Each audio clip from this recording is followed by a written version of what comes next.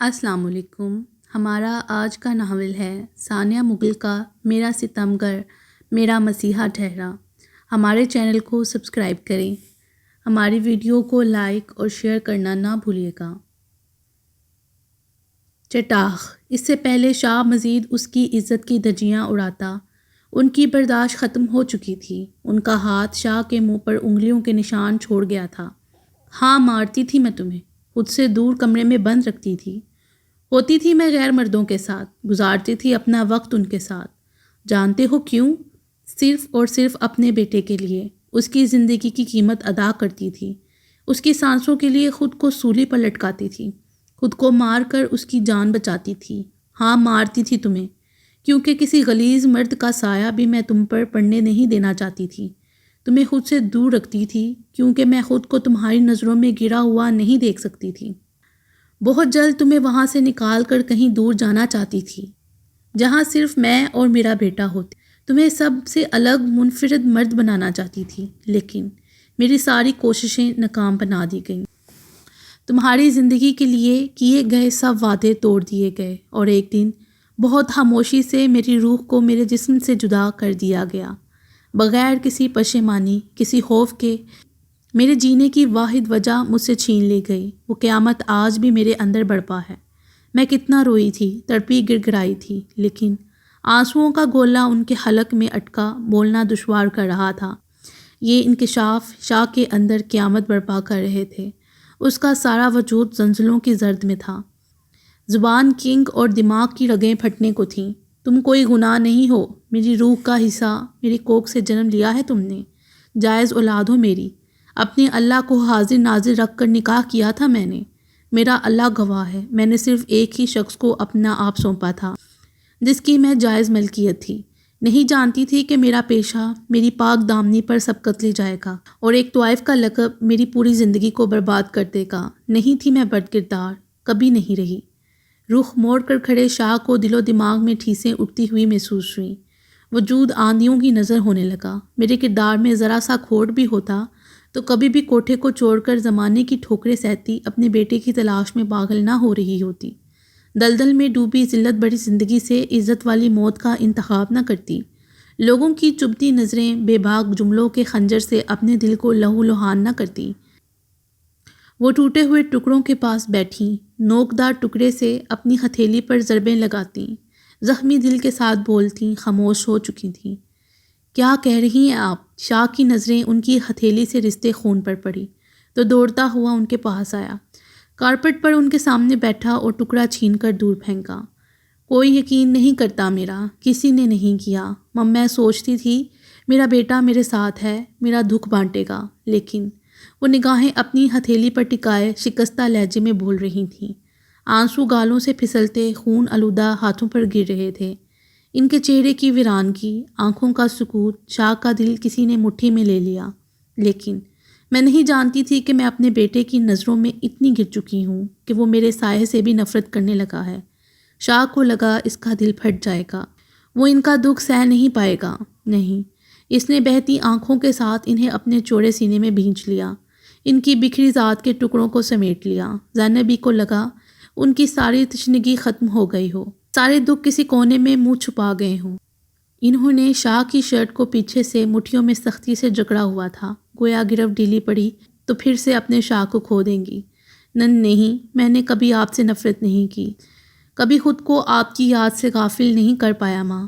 اپنی ہر سانس کے ساتھ آپ کی خوشبو کو اپنے اندر محسوس کیا۔ آپ کے بنا ایک رات بھی سکون کی نیند نہیں سو سکا۔ مجھے معاف کر دے ماں، میں آپ کا گنہگار ہوں، بہت برا ہوں، آپ کو دکھ دیے، ہمیشہ تکلیف سے دوچار کیا۔ مجھے معاف کر دے ماں۔ وہ انہیں سینے سے لگائے اپنی پیاس بجھا رہا تھا، اپنی محرومیاں، بتابیاں ان کے گوش گزار کرتا، اپنے اور ان کے دل پر بوجھ ختم کر رہا تھا۔ دونوں ایک دوسرے کو باہوں میں بھینچے روتے ہوئے اپنا قرب بیان کر رہے تھے۔ نہ جانے کتنے لمحے ایک دوسرے کی خوشبو کو اپنے اندر جذب کرتے رہے۔ شاہ نے بہت آہستگی سے انہیں خود سے الگ کیا، ان کی بہتی آنکھوں کو صاف کیا اور دونوں زخمی ہاتھ تھامے اپنے لبوں سے لگا لیے تھے۔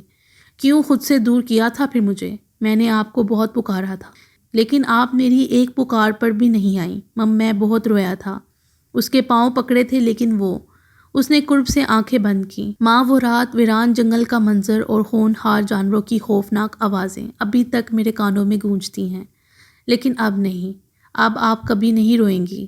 آپ کے ہر آنسو، ہر اذیت کا حساب لوں گا اس سے، اس کی سانسوں کو روک دوں گا جس نے ہمیں جدا کیا۔ وہ ان کا چہرہ اپنے ہاتھوں کے پیالوں میں بھرتے بولتا جا رہا تھا۔ میں اس انسان کو کافر کردار تک پہنچا کے رہوں گا جس نے آپ کی ہستی، آپ کے غرور اور آپ کی محبت کو اپنے پاؤں تلے روندا۔ اس کا نام و نشان اس صفحۂ ہستی سے مٹا دوں گا جس نے ہمیں بے نام ٹھہرایا۔ یہ آپ سے، آپ کے بیٹے، آپ کے زاویار کا وعدہ ہے۔ شاہ کے یہ الفاظ زینب بی کے دل میں ٹھنڈی پھوار کی طرح برس رہے تھے۔ وہ ان کی ہستی کو معتبر کر رہا تھا۔ وہ ایک بار پھر انہیں اپنی مضبوط باہوں کے گھیرے میں کسی متاح کی طرح سمیٹ رہا تھا۔ سکندر شاہ آج دو ہستیوں کے لیے رویا تھا، آبروزمان اور زینب بی۔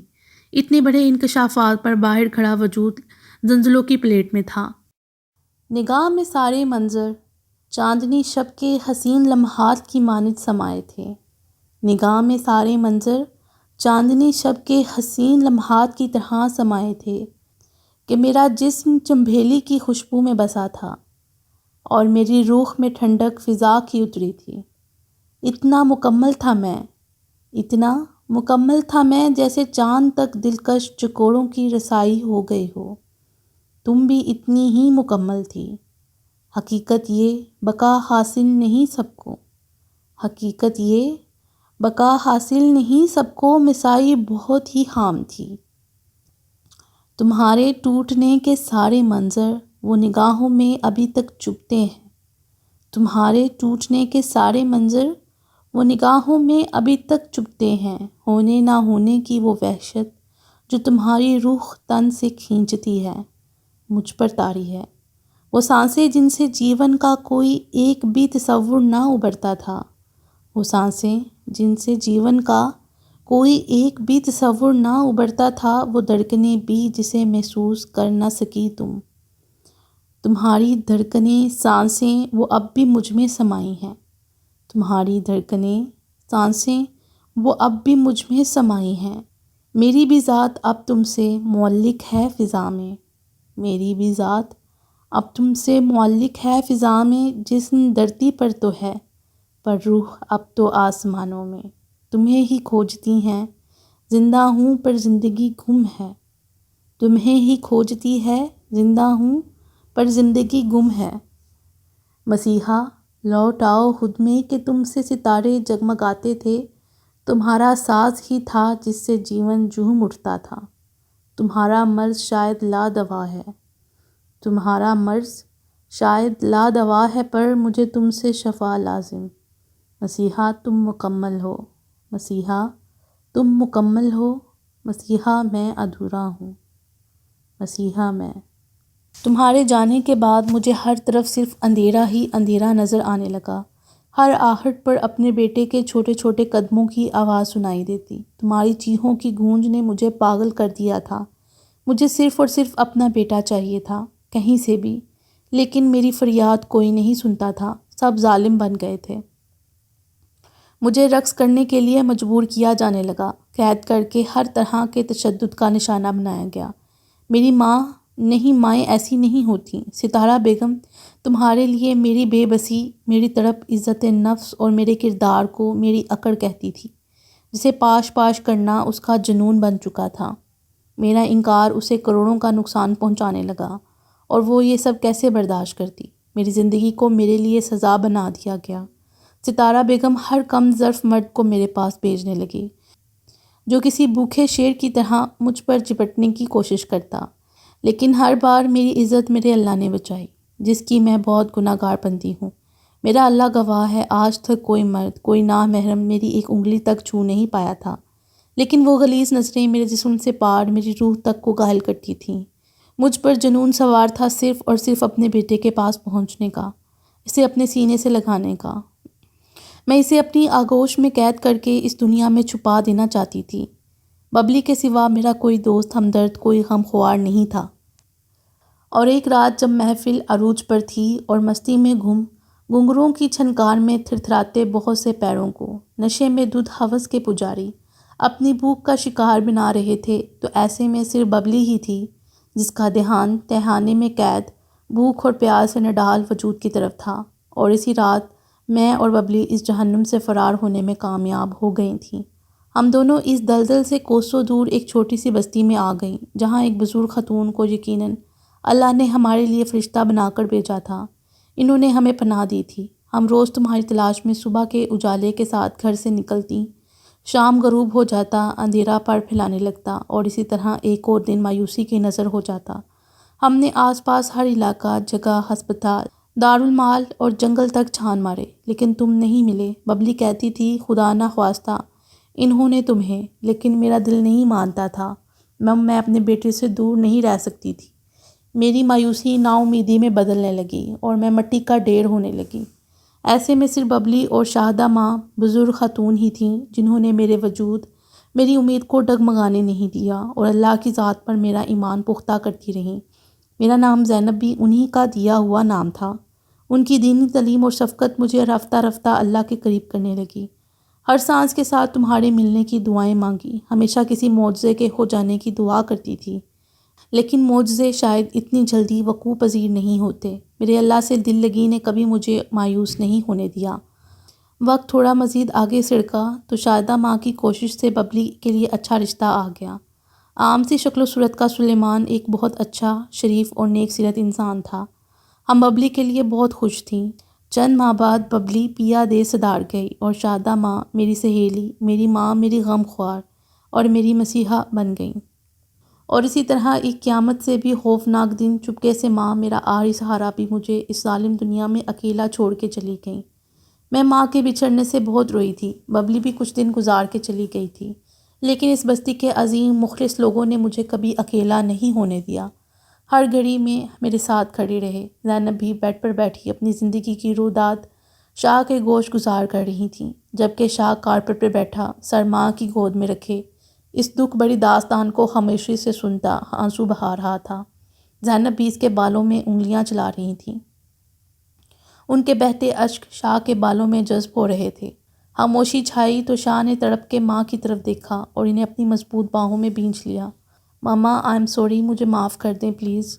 وہ دیوانہ وار ان کے چہرے کو چومتا بار بار معافی طلب کر رہا تھا۔ نہیں میری جان، میں اپنے بیٹے سے ناراض نہیں ہوں، کبھی نہیں رہی، بلکہ میں تو تمہاری مجرم ہوں، مجھے معاف۔ اس سے پہلے ان کی بات مکمل ہوتی شاہ نے ان کے لبوں پر ہاتھ رکھ دیا۔ نہیں ماما، آپ کیوں مجھے مزید گناہ گار کر رہی ہیں؟ مجرم میں ہوں، گناہ مجھ سے سرزد ہوئے ہیں۔ ماما میں بہت برا ہوں، ہمیشہ برا ہی کیا ہے، بہت ظالم ہوں، ہمیشہ ستم ہی ڈھائے ہیں، پلیز مجھے معاف کر دیں۔ اب میں کبھی آپ کو خود سے جدا نہیں ہونے دوں گا، کبھی نہیں۔ کبھی کبھی چند لمحے لگتے ہیں مان توڑنے میں، بھرم کا خون ہونے میں، کسی کی نظروں سے گرنے میں اور اپنی ہی ذات کا غرور ٹوٹنے میں۔ خاموشی کی آڑ میں چھپے چند الفاظ ہی ہماری ذات کا بھرم رکھ رہے ہوتے ہیں، اور فقط چند لفظوں کی زبان ہی ہمیں خاموش کروا دیتی ہے۔ جب مان ٹوٹتا ہے تو انسان کے اندر سب کچھ ختم ہو جاتا ہے۔ اس کا وجود ہر احساس سے عاری محض ایک بوجھ کی مانند لگتا ہے۔ ایسا ہی بوجھ آبرو کو اپنی ذات پر محسوس ہو رہا تھا۔ اندر بند کمرے میں بولے جانے والے الفاظ اس کی ہستی کے گنبد کو بری طرح زمین بوس کر رہے تھے۔ اسے اپنا آپ آندھیوں کی زرد میں بکھرتا ہوا محسوس ہو رہا تھا۔ اسے لگا اگر وہ مزید چند سماعتیں وہاں موجود رہی تو اپنے حواس کھو بیٹھے گی۔ وہ بمشکل اپنے وجود کو گھسیٹنے میں کامیاب ہو رہی تھی۔ آسمان پر بادلوں کی گرج چمک کے ساتھ موسلا دھار بارش شروع ہو چکی تھی۔ بابا کیوں کیا آپ نے ایسا؟ کیوں مجھے میری ہی نظروں میں قصوروار ٹھہرایا؟ میں کبھی بھی سر اٹھا کے جی نہیں سکوں گی۔ میں کتنے غرور کے ساتھ سکندر شاہ کا مقابلہ کرتی تھی۔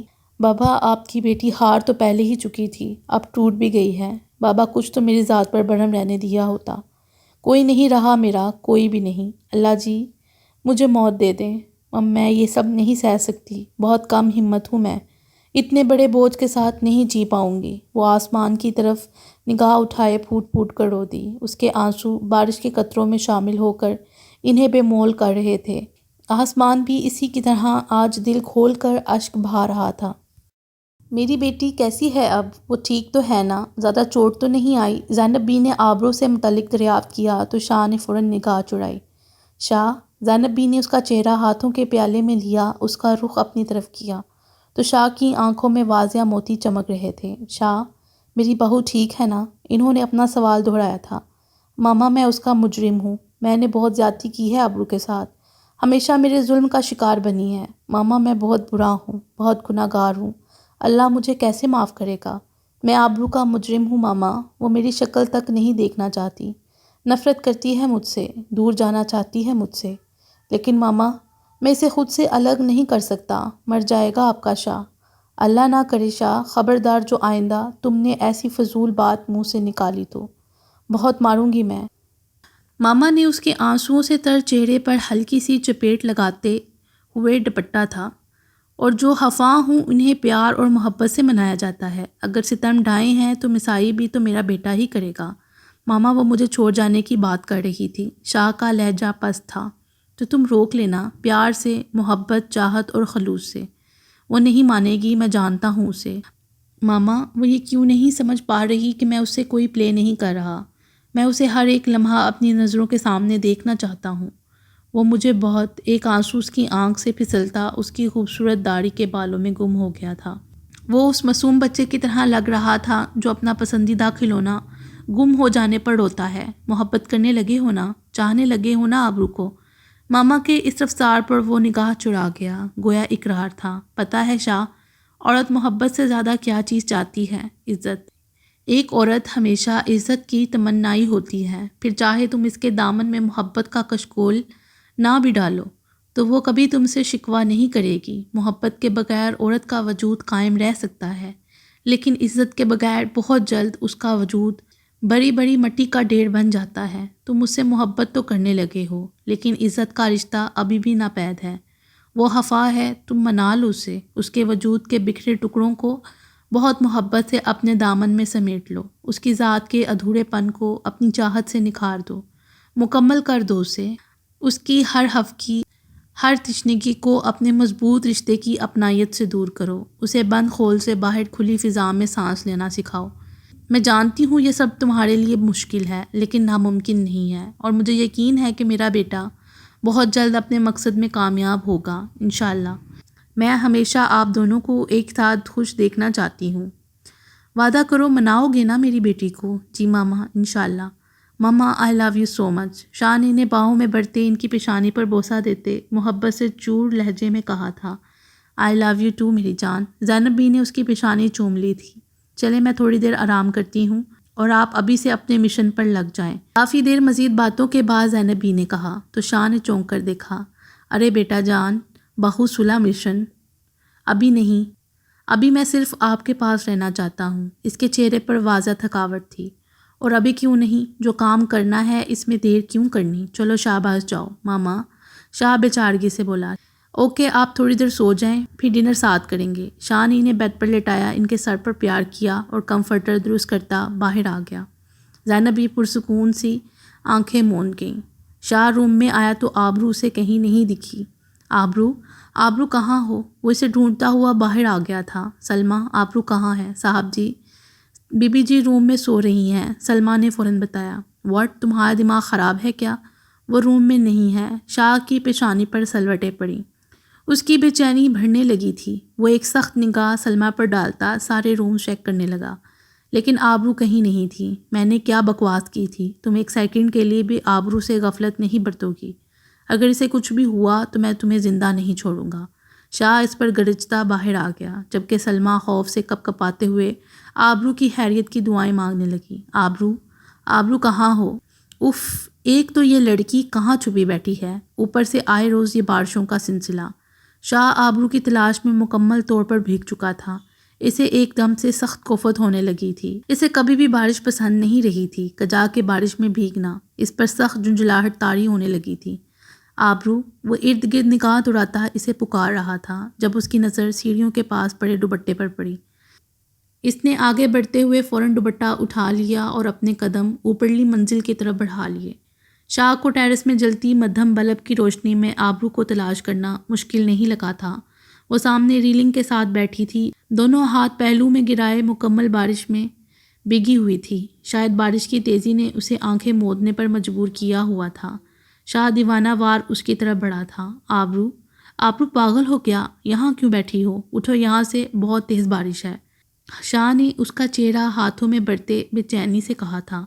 بارش میں بھیگنا اس کے لیے بہت خطرناک ثابت ہو سکتا تھا، لیکن آبرو ٹس سے مس نہیں ہوئی تھی۔ آبرو، شاہ نے اس کے یخ ٹھنڈے چہرے کو ترہم آمیز نگاہوں سے دیکھتے ایک بار پھر پکارا تو آبرو نے اپنی آنکھیں وار کیں، چند لمحے اس کے چہرے پر دیکھتی رہی اور پھر سے بند کر لیں۔ آبرو پلیز اٹھو یہاں سے۔ شاہ نے اسے آنکھیں بند کرتے دیکھ اسے بازو سے تھام کر اٹھانا چاہا تو آبرو نے بہت آہستگی سے اس کے دونوں ہاتھ خود سے دور کر دیے تھے۔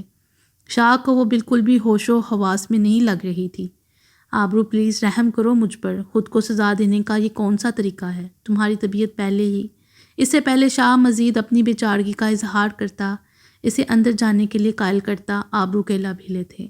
امی بتاتی ہیں جب میں پیدا ہوئی تھی بابا خوشی سے پھولے نہیں سما رہے تھے۔ ان کے گھر پری جو آئی تھی وہ مجھے پری کہتے تھے۔ بابا کی جان بستی تھی مجھ میں، وہ میری ہر خواہش کو پورا کرنا اپنی اولین ترجیح سمجھتے تھے۔ امی سے اکثر ڈانٹ بھی پڑ جاتی تھی، لیکن بابا کہتے تھے مجھے میری آبی حیا سے بھی زیادہ پیاری ہے نا عجیب بات؟ بیٹیاں تو ہم دو ہی تھیں، لیکن پیار سب سے زیادہ مجھ سے تھا۔ وقت گزرتا گیا، میں بڑی ہوتی گئی تو بابا کے پیار کے ساتھ ساتھ ان کو کوئی انجانا سا خوف بھی اپنے شکنجے میں جکڑنے لگا۔ بابا ہر پل مجھے اپنے آس پاس رکھتے، میں ذرا سا بھی آگے پیچھے ہوتی وہ مجھے دیوانوں کی طرح آوازیں دینے لگتے، ڈھونڈنے لگتے۔ میں بہت بہت خوش ہوتی کہ بابا کا پیار دیکھ کر، لیکن وہ صرف پیار نہیں تھا، کوئی خوف تھا، اور یہ خوف پیار کے ساتھ ساتھ پروان چڑھتا گیا۔ آبرو پلیز یہاں روم میں جاتے ہیں، پھر تم مجھے سب بتانا پلیز۔ شاہ نے ایک بار پھر التجا کی تھی، لیکن وہ اتنی کمزور اعصاب واقعہ نہیں ہوئی تھی کہ اس بارش کو سہ نہ پاتی۔ اس نے تو بہت کچھ سہا تھا، اب تو اپنے وجود کو بھی پتھر کر لیا تھا۔ بابا رات کو کئی بار مجھے روم میں دیکھنے آتے، یوں جیسے وہ پوری رات میری حفاظت کرتے تھے۔ میں کالج سے یونیورسٹی گئی، لیکن پھر بھی بابا دن میں کئی بار فون کرتے، میں ٹھیک ہوں، اس نے کچھ کہا تو نہیں؟ غرض بابا مجھے اس دنیا سے چھپا کر رکھنا چاہتے تھے۔ میں نے ہمیشہ بابا کو مسئلے پر روتے دیکھا۔ مجھے یہ پیار کا انوکھا پن بہت عجیب لگتا تھا، اور اس کے چند لمحے کی خاموشی میں شاہ نے اس کے چہرے پر بارش کے قطروں کے ساتھ ساتھ آنسوؤں کو ڈھونڈنا چاہا، لیکن اس کی یہ کاوش ناکام ٹھہری تھی۔ وہ اس پیاری لڑکی کے بالکل سامنے براجمان اسے دیوانہ وار دیکھ رہا تھا، جسے بارش کے 7 تھپیڑوں سے بھی کوئی فرق نہیں پڑ رہا تھا۔ اس نے شاہ کے ہاتھوں میں مقید اپنے ہاتھوں کو چھڑوانے کی صحیح نہیں کی تھی، اور ایک دن میں بابا سے بہت لڑی۔ میں ان کا خوف نہیں دیکھ سکتی تھی، ان کا درد بانٹنا چاہتی تھی، لیکن بابا نے مجھے تھپڑ مار کر خاموش کرا دیا۔ بابا نے پہلی بار مجھ پر ہاتھ اٹھایا، اور نہ صرف مجھے ڈانٹا بلکہ میرے ناراض ہونے پر مجھے منایا بھی نہیں تھا۔ میں بہت روئی تھی، بابا سے دور نہیں رہ سکتی تھی، ان کی ناراضگی برداشت سے باہر تھی۔ میں نے بابا سے معافی مانگ لی اور انہوں نے مجھے گلے لگا لیا، لیکن بابا کے خدشات میرے دل میں اپنی جڑیں مضبوط کرتے گئے۔ ان کا خوف میرا خوف بننے لگا۔ مجھے بابا کی آنکھوں میں کچھ کھو دینے کا خوف دکھتا تھا، وہ مجھے اس دنیا سے چھپا دینا چاہتے تھے۔ اس کی پست آواز شاہ بہت مشکل سے سن پا رہا تھا، اور پھر ایک دن بابا کے سب خدشات درست ثابت ہو گئے۔ وہ جو اپنی بیٹی کو دنیا سے نہیں جس شخص سے چھپا کر رکھنا چاہتے تھے، وہ ان کی آبی کو ان سے چھین کر لے آیا۔ اس نے پانی سے لبالب آنکھوں سے شاہ کی طرف دیکھا۔ شاہ نے بولنا چاہا تو وہ نفی میں سر ہلانے لگی، جیسے اس کے لیے شاہ کے بولنے کا کوئی جواز باقی نہ ہو۔ ان کی آبی کو ان کے گناہوں کی سزا ملتی رہی جو کبھی اس سے سرزد ہوئے ہی نہیں تھے۔ وہ بہت آسانی سے بابا کی آبی سے کھیلتا رہا، اس کے احساسات کو روندتا اس کے وجود کی دھجیاں اڑاتا رہا، اور بالآخر ان کے مضبوط نڈر آبی کا غرور پاش پاش کر کے اس کو مکمل توڑ دیا۔ گلے میں اٹکا آنسوؤں کا گولا اسے بولنے میں مشکل پیش کر رہا تھا۔ آبرو، میں اپنے کیے پر بہت شرمندہ ہوں، پلیز مجھے۔ شاہ اس کا چہرہ ہاتھوں میں لیے اس کی آنکھوں میں جھانکتے شکستہ لہجے میں بولا تو آبرو ایک بار پھر اس کی بات کاٹ گئی۔ دونوں ہی ہر چیز سے بے پرواہ بارش میں بھیگ رہے تھے۔ اگر وہ ایک بار بھی مجھے میرا جرم بتا دیتا، میرے بابا سے ہوئے گناہ کا ذکر کرتا، تو میں اسے بتاتی کہ میرے بابا نے پوری زندگی اپنے حصے کی سزا کاٹی ہے، ہر لمحہ سولی پر لٹک کے گزارا ہے، لیکن نہیں، اسے صرف اپنا انتقام پورا کیا اور بس۔ اور اب انتقام پورا ہوا، میرے بابا کی سزا میں نے کاٹ لی، اب سب ختم۔ وہ ایک دم سے اس کے ہاتھ جھٹکتی درشت لہجے میں بولی، اب میں یہاں ایک پل بھی نہیں ٹھہروں گی، ہو گیا بدلہ پورا، لے لیا تم نے اپنے حصے کا انتقام، اب اور نہیں۔ وہ کھڑی ہوئی تو اس کے قدم لڑکھڑائے۔ شاہ نے آگے بڑھ کر اسے تھامنا چاہا لیکن وہ بہت بے دردی سے اس کے ہاتھ جھٹک گئی۔ آبرو، چلو اندر، بہت ہو گئی بے وقوفی۔ شاہ نے پیار سے پچکارا تھا، میں کہیں نہیں جا رہی، مجھے صرف اپنے گھر جانا ہے، اپنی امی بابا کے پاس۔ تم پاگل ہو کیا؟ دیکھو بارش میں۔ ہاں ہاں ہاں ہوں میں پاگل، اور مجھے پاگل پن کی انتہا تک تم نے پہنچایا ہے سکندر شاہ، چلو اندر۔ شاہ نے اسے بازو سے تھامنا چاہا، کہا نہ مجھے صرف اپنے بابا کے پاس جانا ہے، تم مجھے ابھی اسی وقت طلاق